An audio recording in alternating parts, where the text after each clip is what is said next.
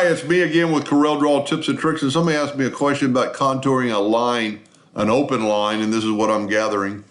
So we're going to contour this with square corners, and we get that effect.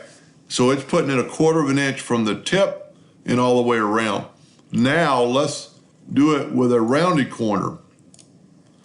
It does the same thing. So you can have a rounded corner and it's not going to distort it. Now, if you wanted to take this hairline and make it a really thick line, see it's got square corners.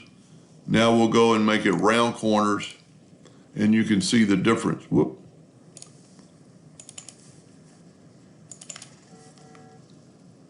No, right here, rounded corners, round caps. So you have a round line.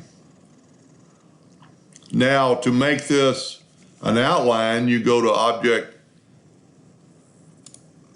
convert that to an object, then you can left click, right click, and then you can contour again.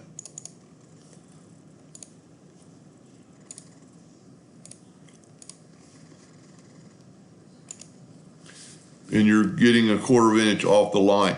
And then as always, you can make as many steps as you want and it'll make that contour.